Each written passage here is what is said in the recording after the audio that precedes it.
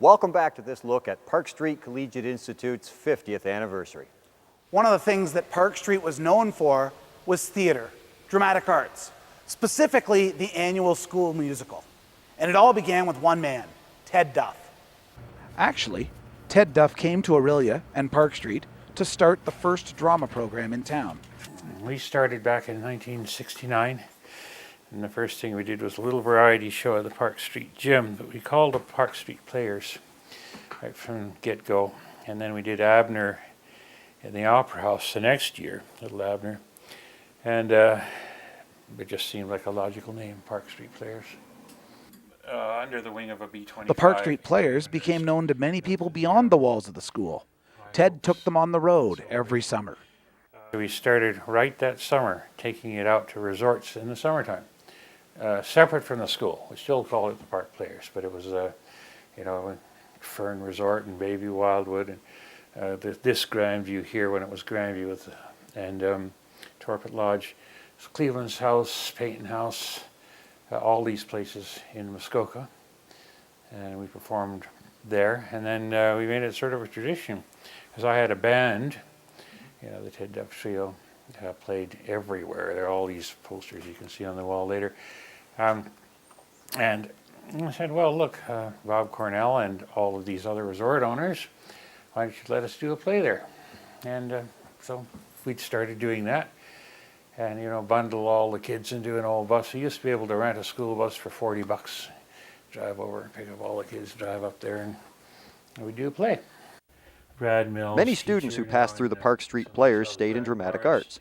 This cast of Oliver includes Ray Story, who wrote Butterbox Babies and Road to Avonlea, actor and director Hume Baugh, and Rogers TV's Steve McEwen. And many students continued to be Park Street Players well after graduation. All of these things ended up being a mix. Some graduates, some teachers, some, and occasionally you get students from other schools. But it was a big mixed bag, and that's the way it's always been. For example, Ted Telford hasn't been a student at Park Street since whatever, but he was in almost every play right up until we pretty well quit doing Park Players. That sort of thing. Ian Mundy was a teacher. Dave Graham. Well, those are all students except for Ian. Ted also created a vocal group called Jazzmatazz, who were invited on an East Coast tour and to the 1988 Winter Olympics in Calgary. He was known to expect his students to be professionals from their first day. They were in his class to learn to entertain. If you think you're good, and everybody in Orillia seems to get a standing ovation, if you think you're good, take it somewhere else. Now, are they standing up? If they're not standing up, I'm sorry, you're not good. And we got all these standing ovations. I mean, the kids were good. They were great. Of course, a musical needs music. That was Stan Passfield's department for 33 years. Some way or other, he was involved in all of them. Many, many years Ted and I worked together, and of course I put the music together for the shows, and we had some absolutely unbelievable groups that did the accompaniments for those musicals that he put on.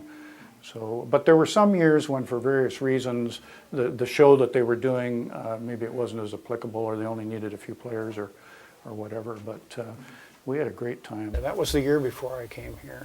While Ted Duff had great student actors, Stan had equally talented student musicians. When the school opened in 1960.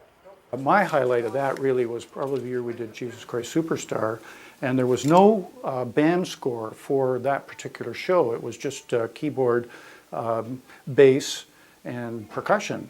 And all I had was a piano score, and I gave it to the students. I had a band of probably about 15 regular band instruments, and I told them how to pick parts out, and they just put it together just from reading from a score. And I always thought that was pretty amazing that these students would be able to do something like that, and it sounded great, I think, maybe.